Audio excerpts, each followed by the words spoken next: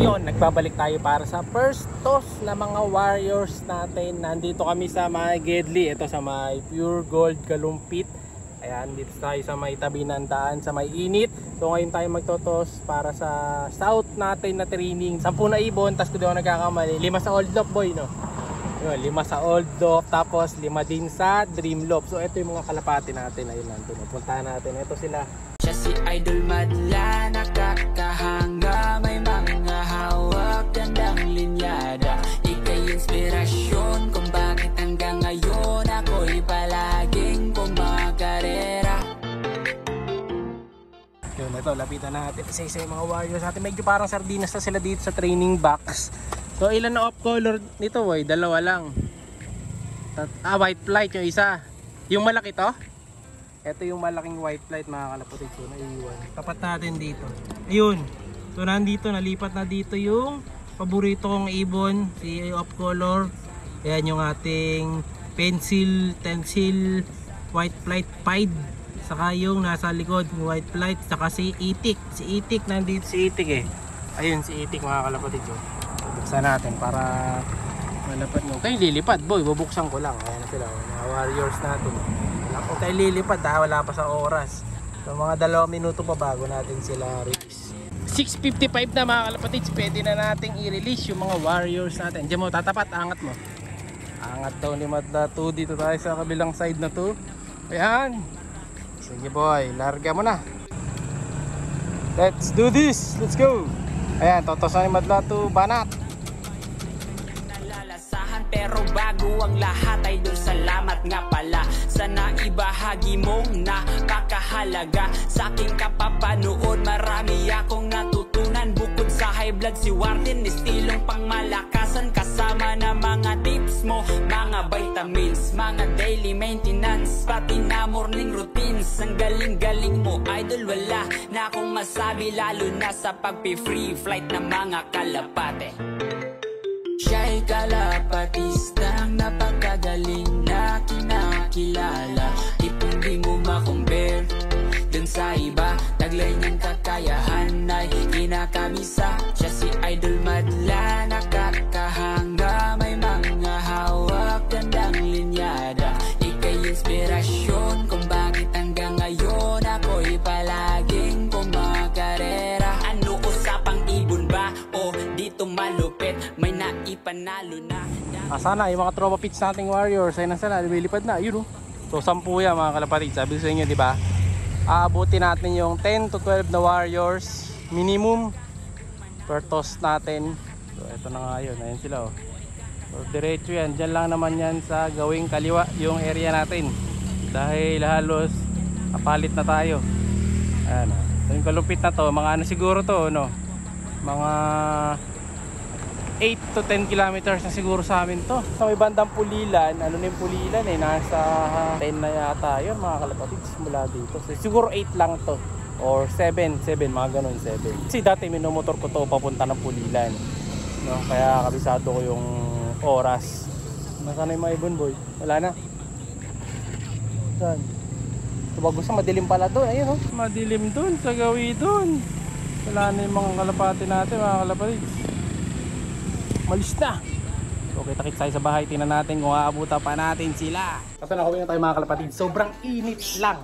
Ayan, meron na dito 1, 2, 3 na sa taas. Sa Dream Loop meron na din. Parang kompleto na sila. Ayun na sila oh. Ayan, kompleto na sila sa taas. Ayan, rumonda pa. Ito gusto nang pumasok. Uy, tabi ka boy. Uy, maipit ka. Uy, maipad din. Nagliparan na. Tapos tulong na lang natin sa taas. Halos kompleto na rin. 1, 2, 3, 4. Bali, total of 1, 2, 3, 4. Mga 7 na yung nakikita natin na ibon. Okay tayo sa kabila. Ayun, yung mga nakita ko mga kalapatid. 1, 2, 3, 6 na pala. 1, 2, 3, 4, 5, 6, 6. May mga nanggagaling pa dun sa kabila. Ayun na sila oh. Sige, larga. Yan, lipad na lipad yung mga ibon natin. Kadarating lang. So 1, 2, 3, 4, 5, 6, 7, 8, 9. Ito, may isa pa parating. Sa atin ba to? Ayan, galing na ano yan, training oh. Galing sa training sa kabila. Yung mga dumarating. Kasi sa kabilang club, may toss din ngayon doon sa FTPC. Yung sinabi ko nga sa inyo, Mindanao Ab sila ngayon eh.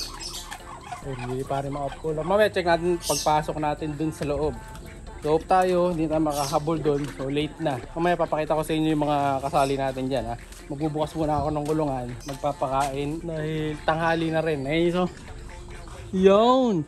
So hati na naman mga kalapatid. Puro pooling lang naman yung lagyan natin dito sa likod eh.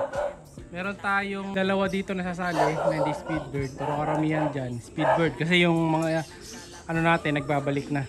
Yung mga pooling birds natin, ayun sila. Ayun, nagbabalik na sila mga kalapatid. Balik karera na yung tag team pooling winner natin dyan. Yung dalawang one time pooling winner saka two time pooling winner mga kalapatid. Yung dalawa. One time pooling winner na itong checkered. Two time pooling winner na yung blue bar. Kilala nyo na kung sino yung dalawa na yan. Tutulak na natin. Tulak mo na boy. Yan. Para masanay na rin na pasok agad. Ayan, oh. Kung itong dalawa lang talaga pa pooling, pwede kasi mabilis talaga sila mag-trap. Ayan, oh, ganun lang, nasa loob na yun. Yung iba mabagal eh.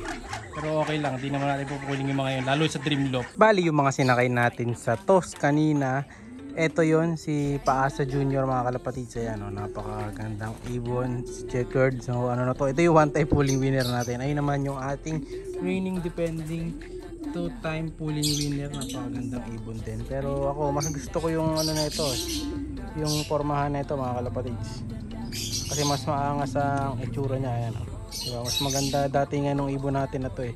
Pero one time pooling winner pa lang yan. Kaso number 4 ba o 6 yung rank na ito? Ito mas maganda ni rank 9 or 4 yata ang na rank na ito. So ito one time pooling winner din. So tatlong pooling winner na pala to. Ayan, oh. So balit di pala ito yung pooling winner natin. Iba pala ito ang mukha lang. Iba pala yan. Ayun. Yung isa pa natin pooling winner. Pero yung makakasama nila yan sa South. Yan. Ito yung isa na two time pooling winner natin mga kalapatid. Ayan o. Yan. Nagtabi-tabi sila. Yung mga pooling winners natin. Yan. Ito yung pinaka maraming panalo sa pooling dito sa area natin na to. Yan. Napakagandang warrior. Si Kobe Salpok.